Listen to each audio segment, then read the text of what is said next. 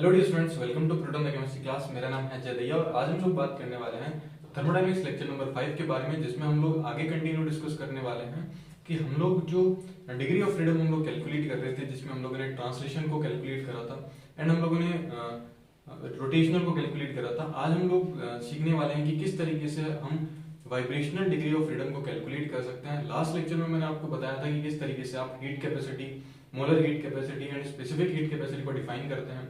उसके अंदर हम लोग दो चीजें देखते हैं। जब हम मोलर हीट कैपेसिटी हम लोगों ने पढ़ा था, तब हम लोगों ने दो टर्म को डिफाइन करा था, एक तो सीपी और एक सीवी।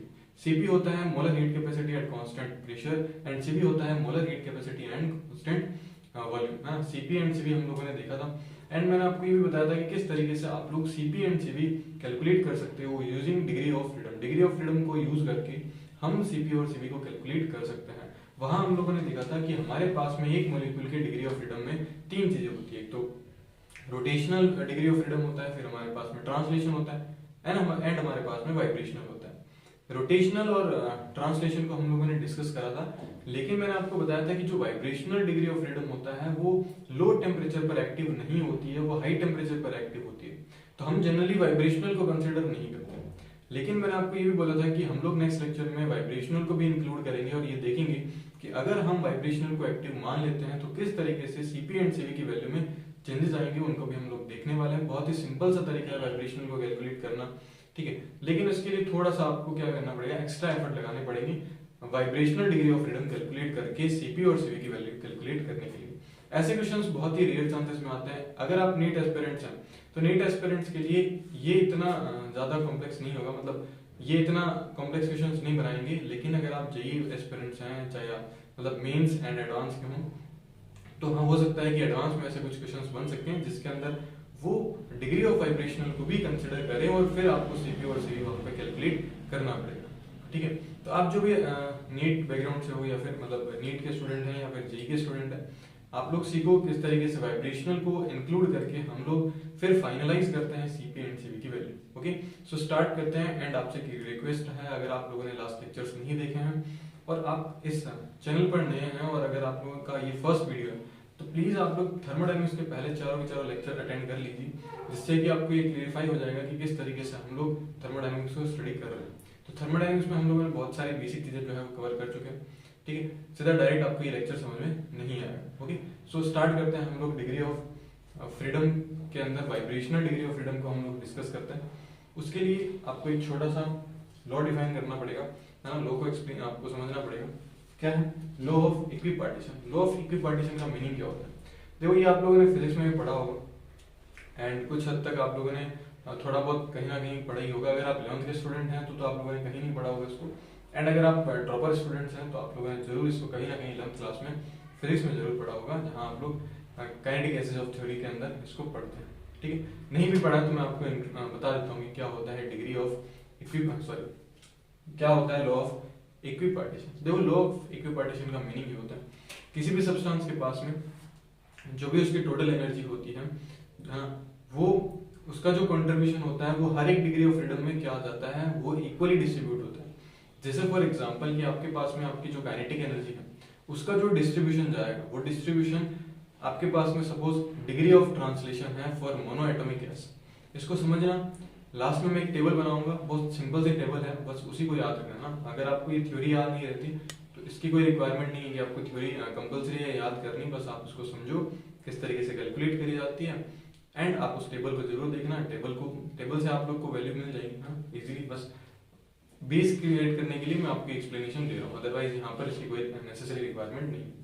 देखो, अगर आपके पास में एक मोनोएटॉमिक गैस है तो मोनोएटॉमिक गैस के लिए हम लोगों ने सीपी और सीवी कैलकुलेट करा था, लेकिन वहां हम लोगों ने सिर्फ और सिर्फ ट्रांसलेशन और रोटेशनल को ही डिस्कस करा था। अब हम लोग वाइब्रेशनल की बात कर रहे हैं।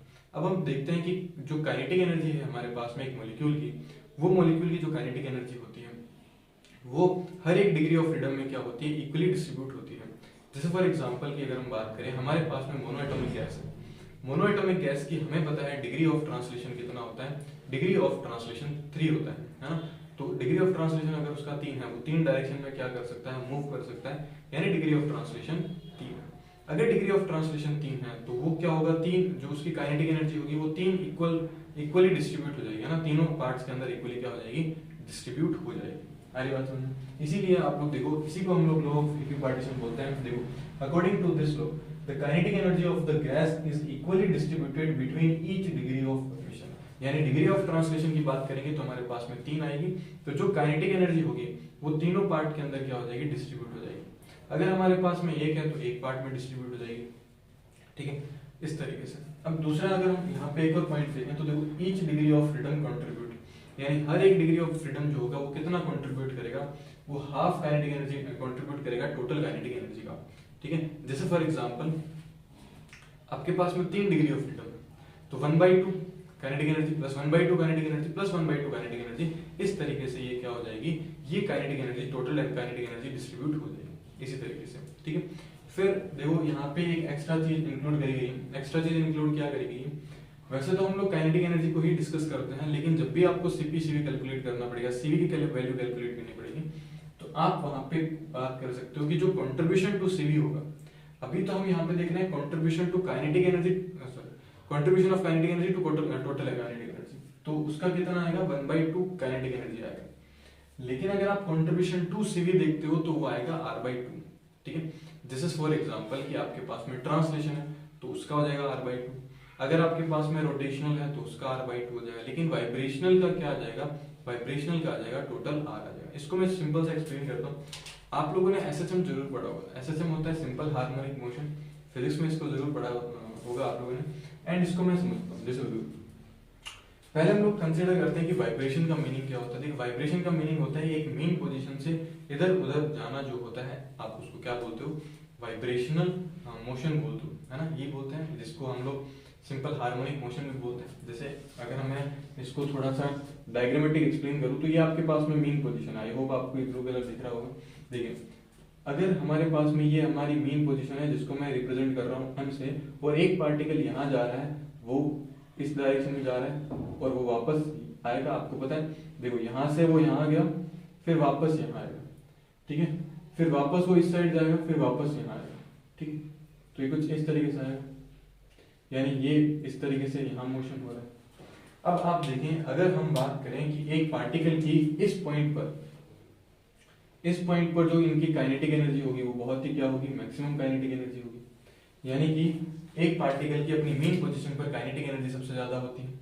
अब वो जैसे जैसे दूर जाता जाएगा अपनी मेन पोजीशन पे, वहां जाकर के उसकी पोटेंशियल एनर्जी क्या हो जाएगी, उसकी पोटेंशियल एनर्जी मैक्सिमम हो जाएगी। यानी हम लोग बोल सकते हैं कि जो पोटेंशियल एनर्जी है वो मैक्सिमम हो जाएगी। मैं एक बार के लिए इसको PE लिख रहा हूँ, आप लोग पोटेंशियल एनर्जी इसको समझ सकते हैं। तो पोटेंशियल एनर्जी क्या हो जाएगी, इसकी मैक्सिमम हो जाएगी। फिर जब ये वापस अपनी मेन पोजीशन की तरफ आएगा, इसकी पोटेंशियल एनर्जी किसमें कन्वर्ट होगी, काइनेटिक एनर्जी में कन्वर्ट होगी, और जो मैक्सिमम पोटेंशियल एनर्जी होगी वो किसमें कन्वर्ट हो जाएगी, काइनेटिक एनर्जी में कन्वर्ट हो जाएगी। तो आप देख सकते हैं पहले काइनेटिक एनर्जी पोटेंशियल एनर्जी में चेंज हो रही है, फिर पोटेंशियल एनर्जी काइनेटिक एनर्जी में चेंज हो रही है, यानी 2 बार चेंजेस हुआ।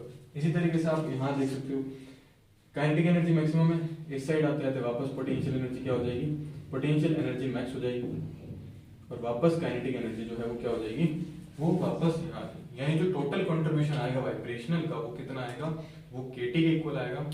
एंड जो अगर आप CP और CV के रिस्पेक्ट में बात करेंगे तो आपके पास में क्या आएगा, CV आएगा, ठीक है। तो हम लोग देखते हैं, देखो एक छोटी सी टेबल में आपको बना के बताता हूँ। जैसे हमारे पास में है degree of freedom, degree of freedom, degree of freedom में हम लोग देखने वाले हैं सबसे पहले हमारे पास में ट्रांसलेशन है, फिर हमारे पास में आएगा नेक्स्ट रोटेशनल, फिर हमारे पास में आएगा नेक्स्ट वाइब्रेशनल। एंड अगर हम इनके लिए कंट्रीब्यूशन की बात करेंगे तो देखो कंट्रीब्यूशन क्या आएगा, कंट्रीब्यूशन टू काइनेटिक एनर्जी, जिसको हम लोग काइनेटिक एनर्जी टोटल बोल सकते हैं, है ना। काइनेटिक एनर्जी की अगर हम बात करें तो ये हाफ काइनेटिक एनर्जी आएगी, इसका कंट्रीब्यूशन कितना होगा 1/2 काइनेटिक एनर्जी। लेकिन वाइब्रेशनल का कंट्रीब्यूशन कितना होगा, ये आएगा पूरा का पूरा काइनेटिक एनर्जी जो कि 1 होगा, ठीक है। आप इसको ऐसे भी समझ सकते हो, जो ट्रांसलेशन एंड रोटेशन है इन दोनों का जो काइनेटिक एनर्जी का कंट्रीब्यूशन आएगा, अगर हम उन दोनों को ऐड कर देते तो हमें वाइब्रेशनल मिल जाएगा। इसी तरीके से हम लोग यहाँ पे क्या बोल सकते हैं, अगर हम कंट्रीब्यूशन बात करें, कंट्रीब्यूशन टू CV, तो हमको पता है देखो इसका कंट्रीब्यूशन कितना होगा R/2, इसका कंट्रीब्यूशन कितना होगा r/2, इन दोनों को ऐड कर देंगे तो हमारे पास में वाइब्रेशनल आ जाएगा, जिसको आप बोल सकते हो r। ठीक, तो इस तरीके से आप लोग वाइब्रेशनल के लिए कंट्रीब्यूशन फाइंड आउट कर सकते हो।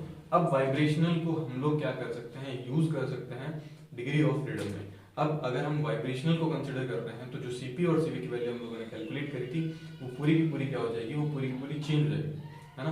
तो ये ध्यान रखना, आप लोग क्वेश्चन को स्टडी करना, इस क्वेश्चन को स्टडी करने के बाद ही आपको पता चलेगा कि वाइब्रेशनल कंसीडर करा गया या फिर नहीं करा गया। नीट के स्टूडेंट्स के लिए ऐसे टाइप ऑफ क्वेश्चंस नहीं मिलेंगे आपको, लेकिन अगर आप जेई के स्टूडेंट्स हैं तो हो सकता है कि आपको एक दो क्वेश्चन ऐसे मिले कि जिसके अंदर वाइब्रेशनल को कंसीडर करा गया है।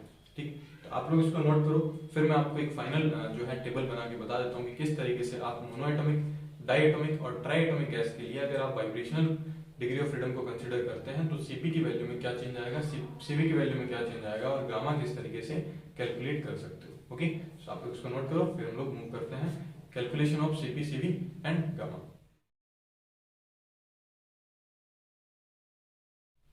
ओके स्टूडेंट्स, अब हम बात करते हैं कि हम लोग किस तरीके से ट्राइएटॉमिक, डायएटॉमिक और मोनोएटॉमिक गैस के लिए हम लोग किस तरीके से सीपी और सीवी को कैलकुलेट करते हैं जब हम वाइब्रेशनल डिग्री ऑफ फ्रीडम को एक्टिव मान के चलते हैं। बहुत ही सिंपल से, ज्यादा आपको एफर्ट नहीं लगाना पड़ेगा। अगर आप लोगों को सीपी सीवी कैलकुलेट करना आता है तो बहुत ही इजी है वाइब्रेशनल को इंक्लूड करके सीपी सीवी कैलकुलेट करना।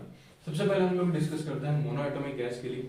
मोनोएटॉमिक गैस के लिए आपको पता है कि जो n की वैल्यू होती है वो 3 होती है, मतलब डिग्री ऑफ फ्रीडम जो होगी वो क्या होगी आपके पास में 3 होगी।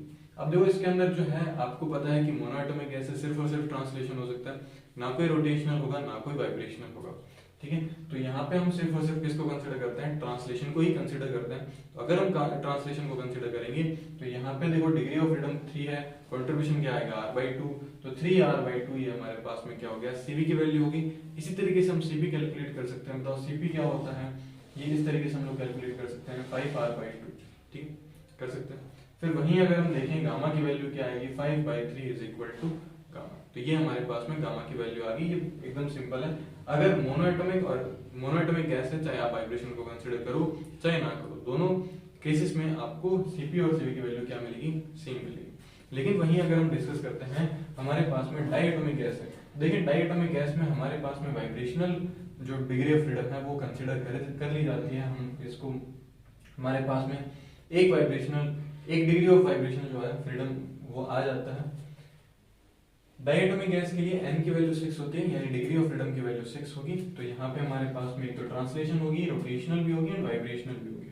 3 ट्रांसलेशनल डिग्री ऑफ फ्रीडम होंगे, 2 डिग्री ऑफ रोटेशंस होंगे, सॉरी रोटेशनल डिग्री फ्रीडम होगा एंड एक होगा आपके पास में वाइब्रेशनल। अब देखो ट्रांसलेशन के लिए तो कितना होता है 3r/2, फिर इसके लिए कितना होता है 2r/2, हमने वो अभी देखा था। लेकिन वाइब्रेशनल के लिए मैंने आपको क्या बताया था कि जो कंट्रीब्यूशन आएगा वो r के इक्वल आएगा। तो देखो वाइब्रेशनल के लिए हम लोगों ने एक वाइब्रेशनल है तो इसके लिए हम लोगों ने कंट्रीब्यूशन कितना लिया है, r लिया। अब जब आप इनको टोटल करेंगे तो आपके पास में वैल्यू आएगी 7r/2। इसी तरीके से अगर आपको सीवी मिल गया है तो आप यहाँ से क्या कैलकुलेट कर सकते हो, सीपी बहुत ही आराम से कैलकुलेट कर सकते हो। तो अगर आपके पास में सीवी की वैल्यू 7r/2 है, ठीक, तो यहाँ पे आपके पास में क्या आ जाएगा, +1 कर देना तो यहाँ आ जाएगा 9r/2। इसी तरीके से गामा की वैल्यू आ जाएगी 9/7। फिर हम लोग ट्राइएटॉमिक गैस के लिए देख सकते हैं, तो ट्राइएटॉमिक गैस के लिए डिग्री ऑफ फ्रीडम की वैल्यू कितनी आती है, 9 आती है।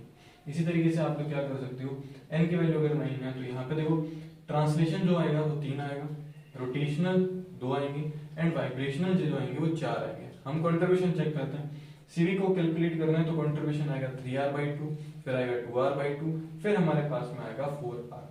इन सबको आप टोटल करके क्या कर सकते हो, 13r/2 की वैल्यू कैलकुलेट कर सकते हो, ये वैल्यू आएगी। यानी सीवी की value for triatomic gas including vibration कितना आता है, 13r/2 आता है। एंड अगर आप यहाँ से सीपी कैलकुलेट करना चाहते हो तो 13r/2 में +1 कर देंगे तो हमारे पास में सीपी की वैल्यू आ जाएगी 15r/2। सारी बात समझ। फिर अगर हमें गामा निकालना है तो gamma is equal to 15 by क्या होता है 13 हो जाता है।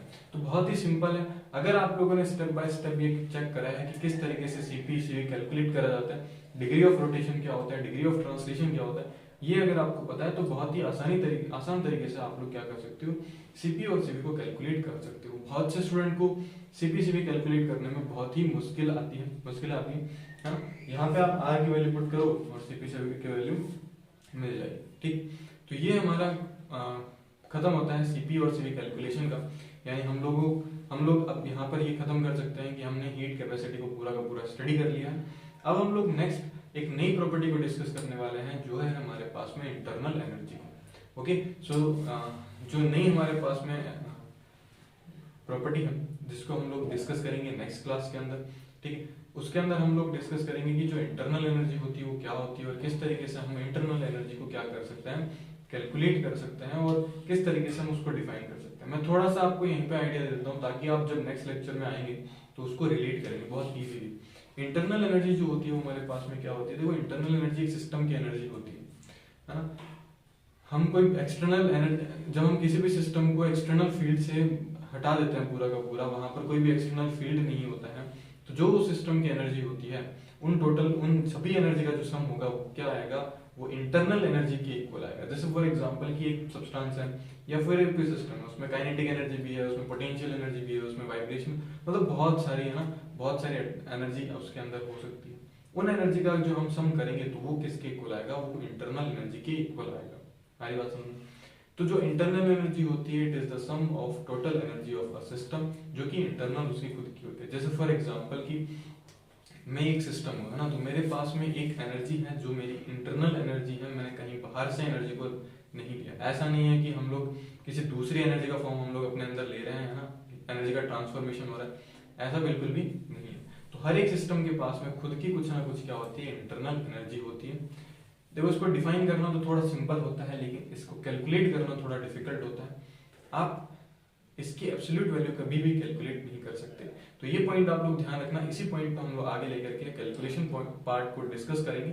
और मैं ही आपको नेक्स्ट लेक्चर में ये बताऊंगा कि इंटरनल एनर्जी को किस तरीके से डिफाइन करते हैं, उसकी डिफिनीशन क्या होती है, एंड हम लोग ये भी देखेंगे कि किस तरीके से आप इंटरनल एनर्जी को कैलकुलेट कर सकते हो। यहीं से आपका थर्मोडायनेमिक्स जो है वो धीरे धीरे स्टार्ट होगा, जिसमें कुछ न्यूमेरिकल पोर्शन जो है वो आपके आते रहेंगे। तो अब से जो थर्मोडायनेमिक्स है हम लोग बोल सकते हैं कि थर्मोडायनेमिक्स स्टार्ट होगा, जिसके अंदर आपको न्यूमेरिकल्स, आपको डेरिवेशन, फॉर्मूला है ना, इंटीग्रेशन का भी पार्ट आएगा, डिफरेंशिएशन करना पड़ेगा। तो बहुत सारे मैथमेटिकल टूल्स भी इसमें आएंगे, बहुत सारी मैथमेटिकल इक्वेशंस भी आएंगे इसके अंदर। तो हम लोगों को अब धीरे धीरे थर्मोडायनेमिक्स को स्टार्ट करेंगे, जिसके अंदर हम इक्वेशन पॉइंट ऑफ व्यू से थर्मोडायनेमिक्स को पढ़ेंगे। जो बेसिक पोर्शन था वो यहाँ पे खत्म हो चुका है, इसीलिए मैं नेक्स्ट क्लास में ही इंटरनल एनर्जी को डिस्कस करूंगा। आई होप आपको ये वीडियो पूरा समझ में आया होगा कि किस तरीके से हम लोग सीवी जो है वो सीपी और सीवी जो है वाइब्रेशनल को इंक्लूड करके कैलकुलेट कर सकते हैं, राइट। सो मिलते हैं नेक्स्ट क्लास के अंदर, जिसमें हम लोग डिस्कस करेंगे इंटरनल एनर्जी के बारे में। इंटरनल एनर्जी क्या होती है, किस तरीके से किस तरीके से हम इसको कैलकुलेट कर सकते हैं। हम ideal gas, real gas, solid and liquid, इन सभी के लिए इंटरनल एनर्जी को कैलकुलेट करने के कुछ फॉर्मूले डराइव करेंगे, है ना। कुछ एक चीजें आपको याद रखनी पड़ेगी, कुछ एक चीजें मैं आपको यहाँ पे एक्सप्लेन कर दूंगा। ओके, सो मिलते हैं नेक्स्ट वीडियो के अंदर, तब तक के लिए गुड बाय।